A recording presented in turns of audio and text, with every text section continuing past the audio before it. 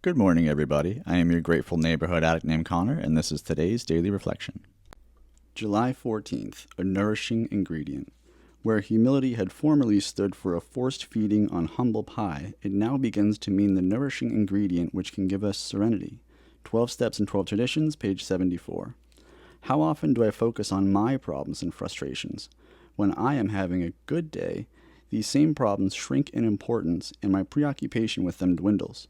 Wouldn't it be better if I could find a key to unlock the magic of my good days for use on the woes of my bad days? I already have the solution. Instead of trying to run away from my pain and wish my problems away, I can pray for humility. Humility will heal the pain. Humility will take me out of myself. Humility, that strength granted to me by that power greater than myself, is mine for the asking. Humility will bring back balance into my life. Humility will allow me to accept my humanness joyously. Hi, everybody. I'm really grateful to be here and be able to make this channel and make these videos for you guys. And we have a really cool reflection today, so let's jump right into that. So we've talked about humility a lot, at least 4 out of the last 5 days. It looks like we're hitting it from every angle, and I think today is trying to answer the question, what can humility do for me? And the reading says, this is really cool. Humility will heal the pain. Humility will take me out of myself. So this quote frames humility as medicine, right? How cool is that? And then we see this. Why do my problems seem smaller on good days? Well, look at the progression, right? Bad day, self-absorption, pain grows. Versus practicing humility, and then your focus shifts and problems shrink. So the problems didn't necessarily change, but the perspective did. So humility changes us, not the world around us. Now, my ex used to say, are you having a bad day or a bad 15 minutes? And that was always a really helpful reframe for me. The reading also paints humility as a nourishing ingredient. How interesting. Well, what does it feed? Humility feeds serenity, gratitude, acceptance, and peace. And without it, all of those things are harder to sustain on their own. What a beautiful metaphor. So let's move on to addiction and recovery, right? How did my addiction teach me this lesson? Well, when I was using, or even just when I'm struggling emotionally today, my world gets very, very small. Everything becomes my frustration, my pain, my fear, my resentment, my depression, my circumstances. And humility doesn't deny those things. It simply reminds me that I'm not the only person hurting today. So the moment I get out of myself, I call another addict or alcoholic. I make my YouTube videos about recovery for you guys. I pray or I help someone. And then my own problems often become lighter, not because they disappeared, but because they stopped being the only thing that I could see. So when we're consumed by ourselves, our world shrinks. When we serve, it expands again. And I think that's because service restarts our empathy. And it definitely takes humility to do service. So let's move on to the 12 steps. Now it says at first, humility feels like being forced to eat humble pie. And then eventually, it's the thing we willingly ask for because we've learned what it produces.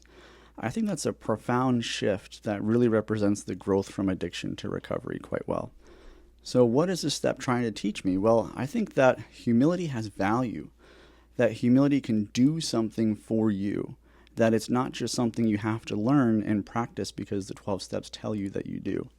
So why would this reading help someone working this step? Because it tells us that healing to our personality, which is essentially how we interact with the world, is possible when we trust God with our behavior. And that's very step 7, where the transformation happens between us and God. So how does this prepare me for the next step? Well, imagine going into steps 8 and 9 without humility and without changing our behavior. Yeah, those amends are going to go over real well. And who wants to schedule a fight with people they've already hurt? Not me. The point is to make things better, not worse. And that starts with ourselves at home before it can manifest with others. That's why steps 4 and 5, which are primarily about improving our relationship with ourselves, come before steps 6, 7, 8, and 9. So let's move on to faith. What is God teaching me through this? Well, God, through his endless mercy and compassion, wants to heal you everywhere you hurt. However, like we touched upon yesterday, you can ask for help all day long, but you also have to accept the help, right? A proud person says, I need to fix this myself. But a humble person says, I can't do this. God, I need your help, and I'm willing to do whatever is necessary to make the change. Notice that last part, that the humble person is still participating in the exchange and still doing the work. Just like in the reading, the author was willing to practice humility. See, action step. And to allow that practice to make a change to their perspective, which ultimately changed the way that they felt and behaved. And that's really the goal of step 7, is transformation and changing our behavior with God's help. And that can be incredibly healing, but we still have to do our part. So think about it this way. The doctor doesn't come to our house. We have to call, make an appointment, and we have to show up. We have to go to the pharmacy and pick up the medicine the doctor prescribes. And we have to remember to actually take it on our own time. We may even have to change some bandages on our own. But we have everything we need to get better, as long as we're willing to put in the work. So one takeaway to carry into today that inspires hope. Well, the author says humility will heal the pain. I find that incredibly hopeful. Like I've just been handed a very practical tool, like a new 122 ratchet or some kind of specialty tool. I mean, how often do you come across something that offers to heal us from pain?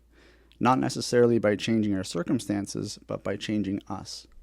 Now, a quick note for the newcomer, the most important person in the room. Humility is simply being willing to stop carrying the whole world by yourself. The moment we ask for help, whether that's from God, from another recovering person, or from the fellowship, we begin making room for peace. Sometimes that's all it takes to turn a bad day into one that we can get through 1 hour at a time.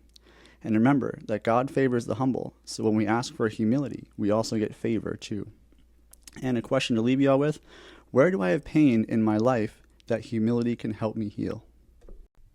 Thank you so much for listening today and for allowing me to be a part of your journey. I am your grateful neighborhood addict named Connor, and I'm wishing you another day gratefully sober. Until tomorrow.